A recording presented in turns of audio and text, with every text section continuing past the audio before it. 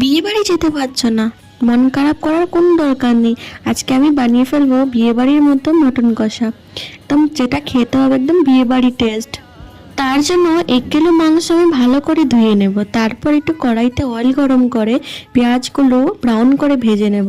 হ্যাঁ, পেঁয়াজ ভাজার আগে আমি একটু কারি পাতা ইউজ করেছি, তোমরা অপশনাল ইউজ করতেও পারো, না করতেও পারো।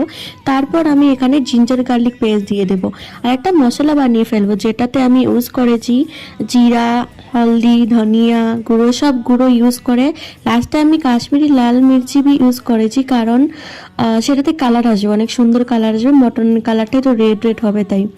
তারপর আমি সেই মাংসগুলো দিয়ে ভালো করে ভেজে নিয়ে আমি এটা কুকারে অল্প অয়েল দিয়ে সেটাকে ট্রান্সফার করে দেব। আমি এখানে বিয়েবাড়ির মতো বানাচ্ছি যেহেতু, তার জন্য আমি এখানে আলু ইউজ করেছি। তারপর কাঁচা লঙ্কা দিয়ে তোমরা 4-5 সিটি লাগিয়ে দিও। তারপর লাস্টে গরম মশলা দিয়ে ট্রাই করতে পারো একবার, আমি কারি লিভসও ইউজ করেছি। এবার তোমরা ট্রাই করে দেখতে পারো এটা কেমন হয়, খেতে তো বেশ ভালো লাগে।